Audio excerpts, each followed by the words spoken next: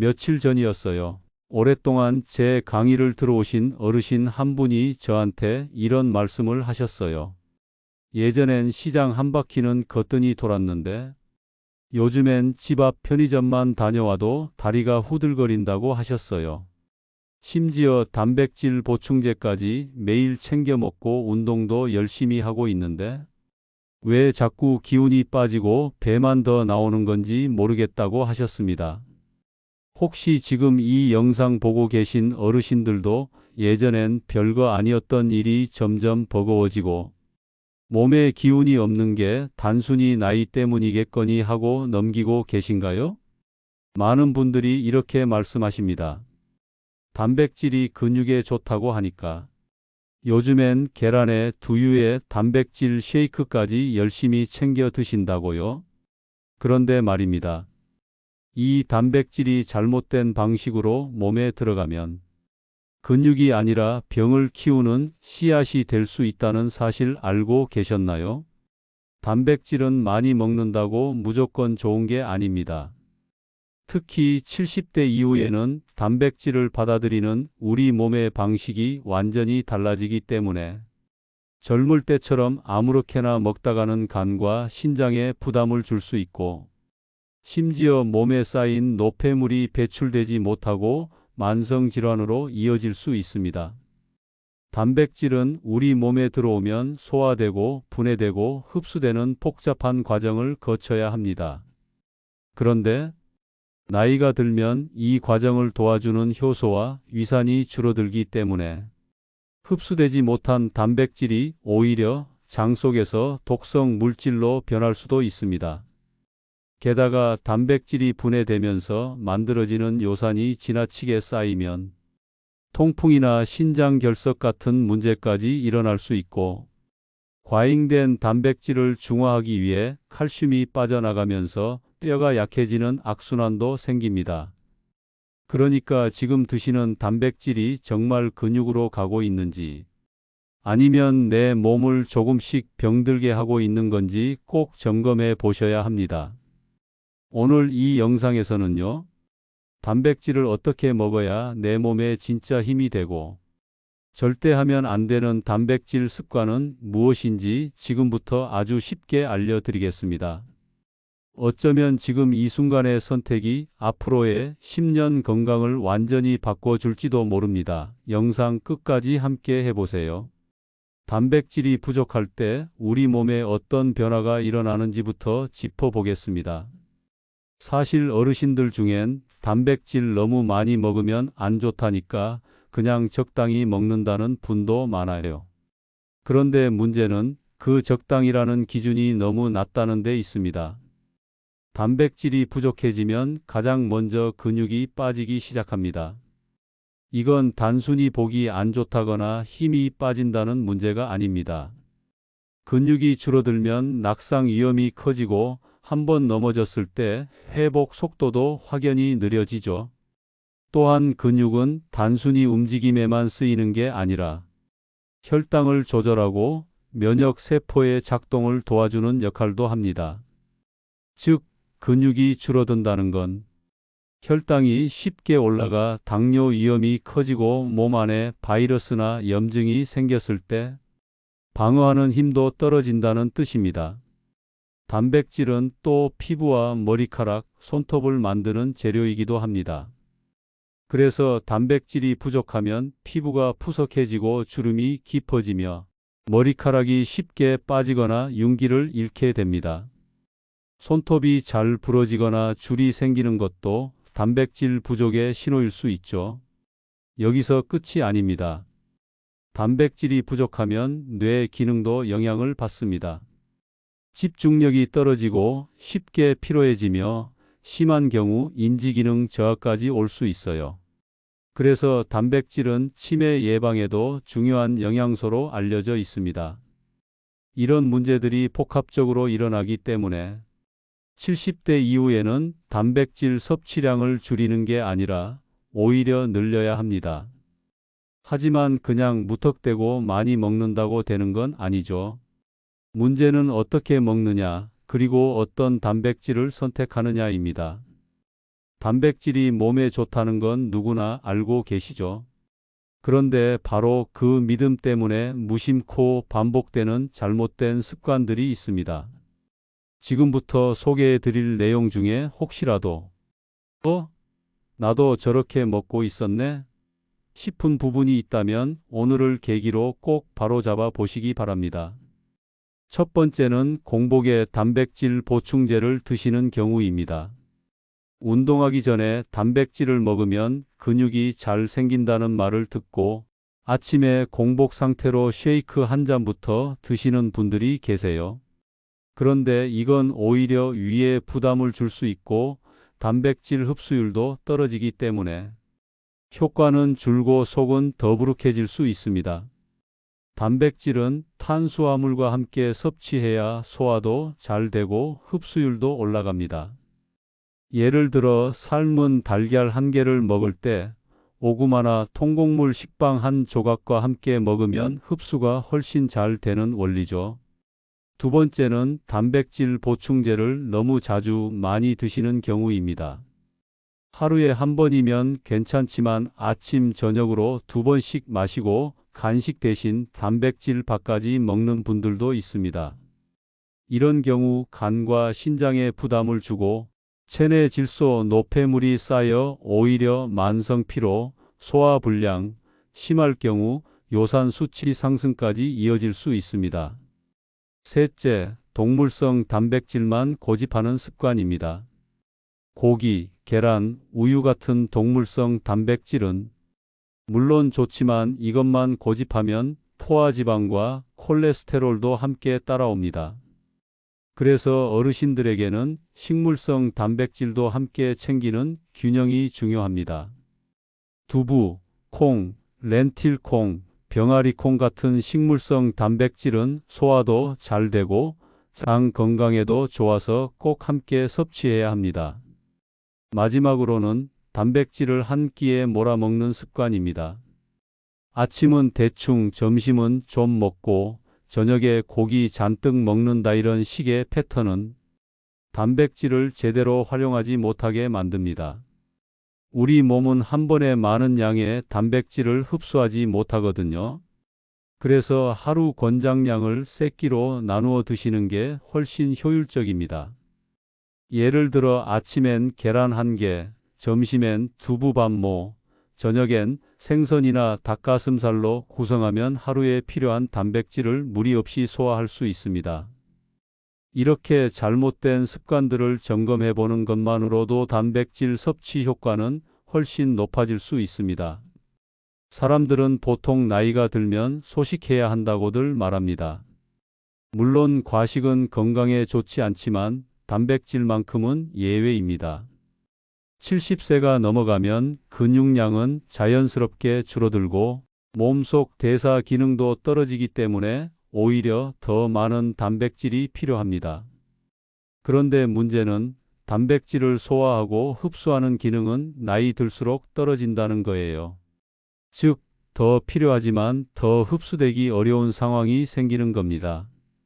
이럴 땐 단백질의 양도 중요하지만 어떤 형태로 섭취하느냐가 더 중요해집니다. 우선 가장 추천드리는 방식은 부드럽고 소화 잘 되는 단백질 위주로 식단을 구성하는 것입니다. 예를 들어 달걀, 두부, 흰살 생선, 삶은 닭가슴살 등은 지방이 적고 소화가 잘 되며 위장에 부담을 덜 줍니다.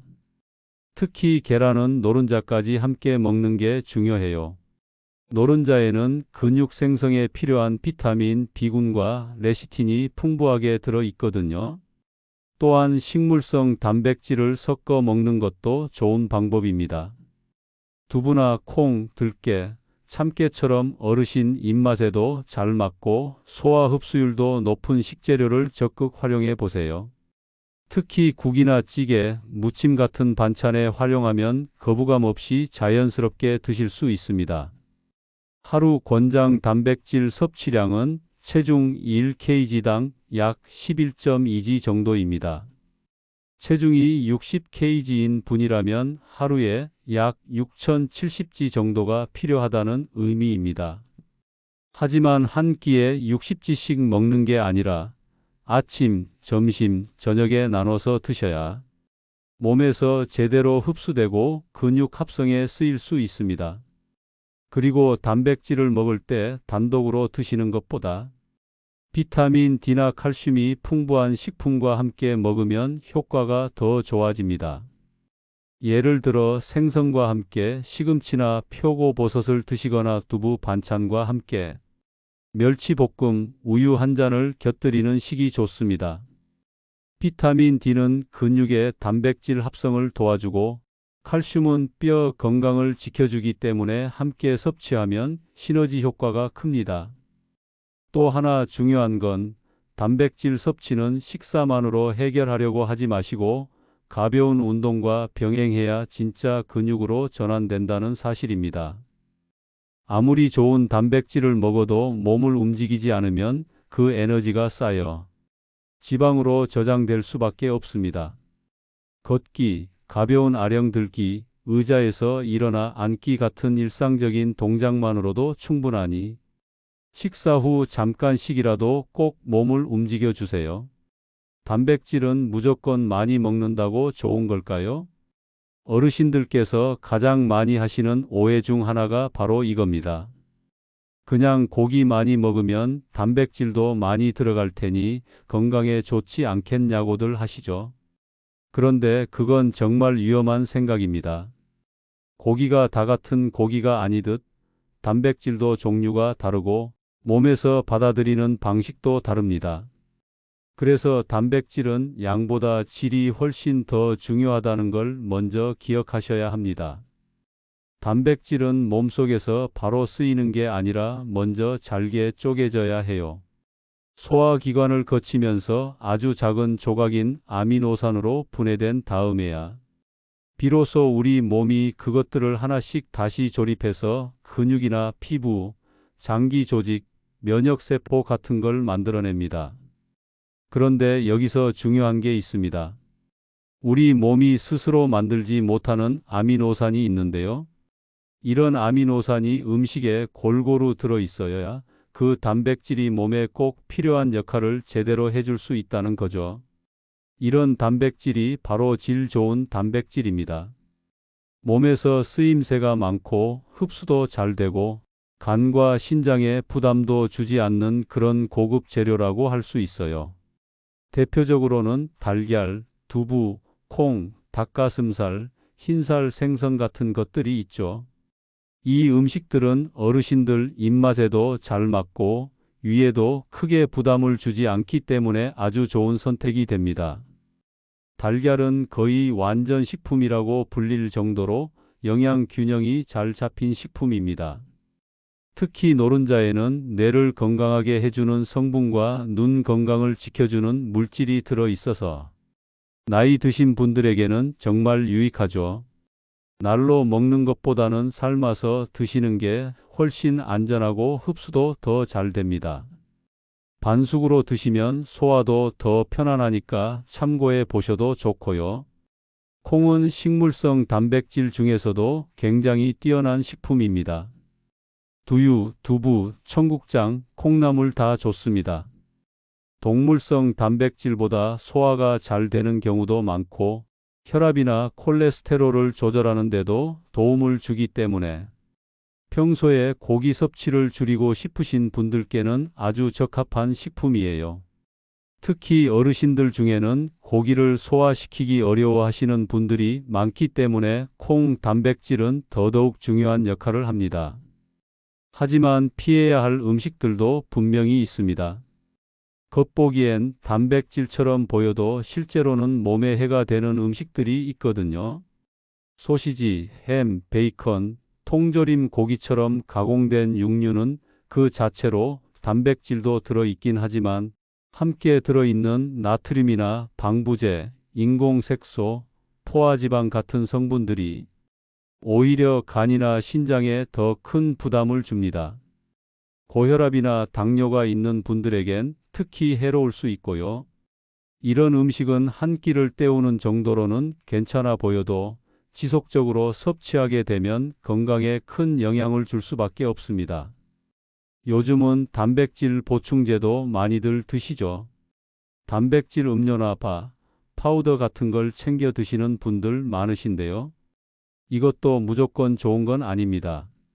제품마다 성분이 다르고 일부 제품은 당이나 지방이 너무 많아서 오히려 건강에 해가 될 수도 있어요. 겉으로는 건강식처럼 보여도 속을 들여다보면 설탕과 기름, 인공향료가 한가득인 경우가 정말 많습니다. 그렇다고 단백질 보충제를 전혀 먹지 말라는 건 아닙니다. 단백질을 음식을 통해 충분히 섭취하기 어렵거나 씹는 게 불편하신 어르신들에게는 오히려 도움이 될 수 있죠. 하지만 그럴수록 더 꼼꼼하게 제품을 고르셔야 합니다. 가능한 한순수 단백질 함량이 높고 첨가물이 적으며 소화 흡수가 잘 되는 제품을 선택하시는 게 좋아요. 특히 유청 단백질 중에서도 불필요한 지방과 유당을 제거한 제품 혹은 식물성 단백질 기반의 보충제를 선택하시면 속이 더 편할 수 있습니다. 이제 음식 이야기로 다시 돌아가 볼게요. 단백질이 아무리 몸에 좋다고 해도 위장이 받아들이지 못하면 전혀 소용이 없습니다.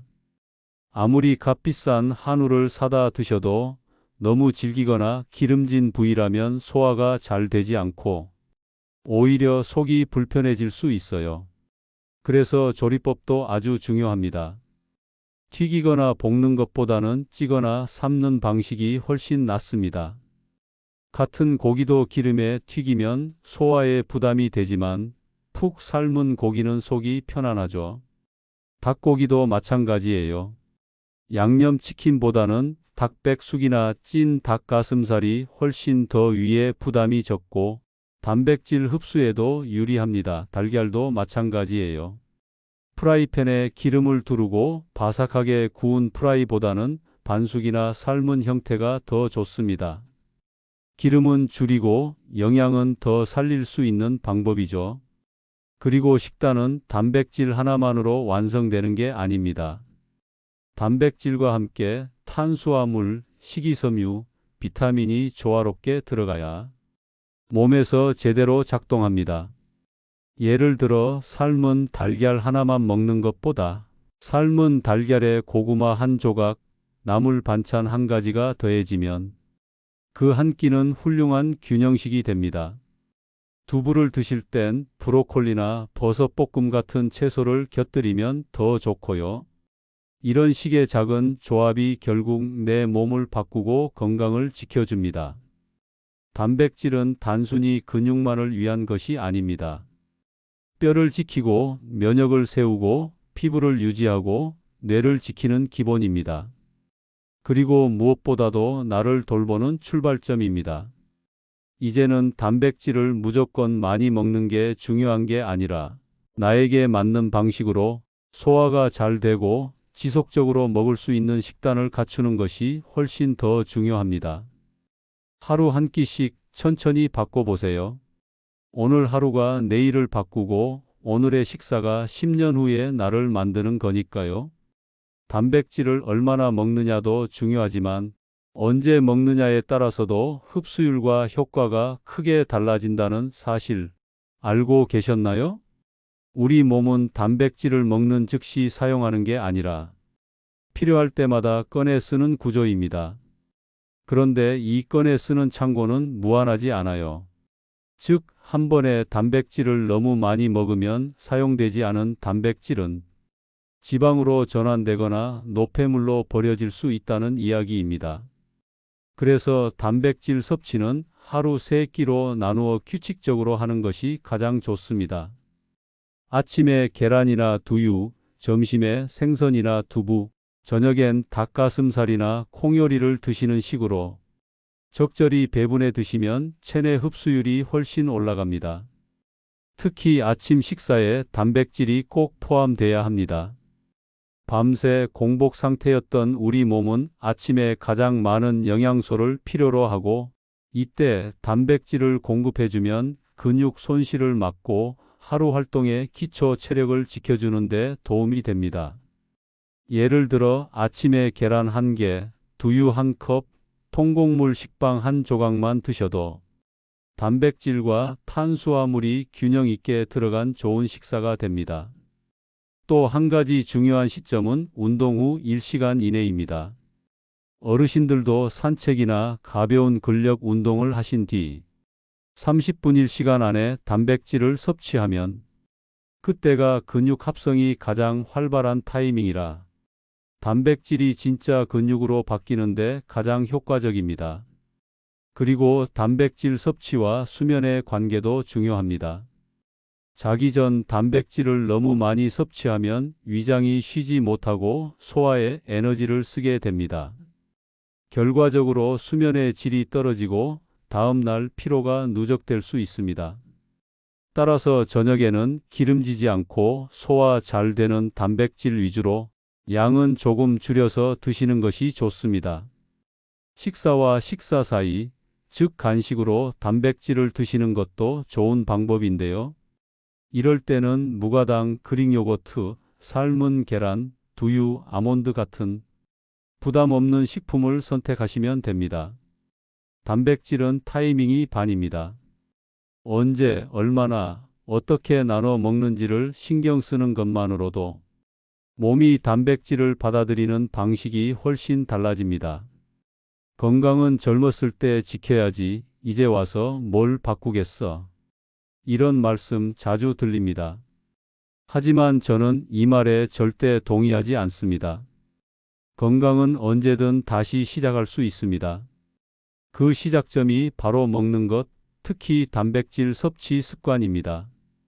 나이가 들면 힘이 빠지고 쉽게 지치고 예전 같지 않다는 느낌이 들지요. 걷는 속도가 느려지고 계단이 부담스럽고 밥맛도 예전만 못합니다. 하지만 이런 변화는 단순히 노화라기보다는 몸이 점점 재료를 잃고 있다는 신호입니다. 그 재료가 바로 단백질입니다. 단백질은 근육을 만드는 데만 쓰이는 게 아닙니다. 우리 몸을 이루는 거의 모든 조직, 피부, 머리카락, 손톱, 내장, 심장, 면역세포, 뇌세포까지 모두 단백질로 구성되어 있습니다. 그리고 이 단백질은 매일 조금씩 파괴되고 다시 만들어지는 과정을 반복합니다. 이걸 단백질 대사라고 하죠. 하지만 나이가 들수록 이 재생 속도가 느려지고 섭취하는 단백질의 양이나 질이 부족하면 복구되지 못한 조직은 점점 퇴화하게 됩니다. 기운이 없고 상처가 잘 낫지 않으며 기억력도 떨어지고 피부가 푸석푸석해지는 이유가 바로 여기 있습니다. 예를 들어 어떤 어르신은 하루 3끼 잘 챙겨 드시는데도 계속 피곤하다고 하셨어요. 자세히 여쭤보니 아침엔 빵 한 조각, 점심엔 국수, 저녁엔 찌개와 밥, 단백질은 거의 없는 식단이었죠. 이런 식사는 포만감은 줄 수 있어도 몸을 지탱하는 힘은 만들어주지 못합니다. 단백질이 부족하면 어떤 문제가 생길까요? 근감소증이 생기면 걷는 게 불편해지고 작은 충격에도 쉽게 넘어지게 됩니다. 한번 넘어지면 회복도 느려져서 일상생활에 큰 제약이 생기죠. 면역력이 떨어지면 감기나 염증이 자주 생기고 병원 갈 일이 부쩍 늘어납니다. 상처가 잘 낫지 않고 약을 먹어도 회복이 더뎌지는 경우가 많습니다. 혈관이 탄력을 잃으면 혈압이 쉽게 오르고 심하면 심혈관 질환으로 이어질 수 있습니다. 가슴이 답답하거나 두통이 자주 생긴다면 이 신호를 의심해 봐야 합니다. 뇌세포가 위축되면 집중력이 떨어지고 기억력이 흐려지며 일상적인 일도 헷갈리게 됩니다. 심한 경우 치매의 초기 증상으로 이어질 수도 있습니다. 뼈가 약해지는 골다공증은 칼슘만 챙긴다고 해결되지 않습니다. 단백질이 함께 있어야 칼슘이 뼈에 잘 자리 잡기 때문에 단백질 부족은 곧 골다공증 악화를 의미합니다. 피부와 머리카락도 단백질이 없으면 탄력을 잃고 푸석해지며 머리카락이 얇아지고 잘 빠지는 현상이 생깁니다. 손톱도 갈라지고 쉽게 부러지게 되죠. 그런데 반대로 단백질을 올바르게 섭취하면 이 모든 변화가 서서히 멈추고 심지어 되돌려지기도 합니다. 피부가 밝아지고 힘이 붙고 소화가 잘 되고 기억력이 또렷해지고 생활에 자신감이 붙기 시작하죠. 그리고 이건 단순히 이론이 아닙니다. 실제로 많은 연구에서 어르신들이 하루 단백질 섭취량을 늘렸을 때 낙상률이 감소하고 병원 재입원율이 낮아졌으며 우울감도 줄었다는 결과가 나왔습니다. 중요한 건 양뿐만 아니라 질과 방법입니다. 아무 고기나 먹는다고 몸이 좋아지는 건 아닙니다. 포화지방 많은 부위보다는 소화 잘 되고 지방 적은 단백질을 선택하고 한 끼에 몰아서 먹기보다는 아침, 점심, 저녁 고르게 나눠 먹는 것, 그리고 운동과 함께 병행하는 것이 핵심입니다. 사실 단백질을 잘 챙긴다는 건 나 자신을 소중히 여긴다는 의미입니다. 내가 내 몸을 위해, 나를 지키기 위해 오늘 이 식사를 선택하고 있다는 것. 이 의식 하나가 생활의 품격을 바꾸고 나이 드는 속도까지 바꿉니다. 또 하나 중요한 것은 건강은 단지 오래 사는 게 목표가 아니라는 겁니다. 어떻게 사느냐? 내 발로 걸어 나가서 꽃을 보고 손으로 밥을 짓고 목소리로 사랑을 말할 수 있는 삶. 그게 진짜 건강한 삶입니다. 그리고 그 삶은 오늘의 한 끼 단백질 한 조각에서부터 시작됩니다. 70세, 75세, 80세의 나이는 숫자일 뿐입니다. 몸은 회복력을 갖고 있고 우리가 주는 영양소에 따라 반응합니다. 지금까지 단백질을 잘 못 챙기셨다면 오늘부터라도 시작하세요. 너무 늦었다고 생각되는 그 순간이 사실은 가장 이른 순간일지도 모릅니다. 이제 단백질은 운동선수나 먹는 영양소가 아닙니다. 노년의 삶의 질을 결정하는 핵심 열쇠입니다. 근육을 지키고, 뇌를 지키고, 혈관을 지키고 무엇보다도 내 삶을 지키는 영양소입니다. 오늘 이 영상이 그 출발점이 되었으면 좋겠습니다. 당신의 한 끼가 내일의 건강한 걸음이 되기를. 단백질, 이제는 무심코 먹지 말고 생각하며 고르며 내 몸을 위해 진심으로 드시길 바랍니다. 마지막으로 시청하시는 모든 분들의 건강을 염원하는 건강한 삶이었습니다. 긴 내용 시청해 주셔서 감사합니다. 좋아요, 구독은 영상 제작에 큰 힘이 됩니다.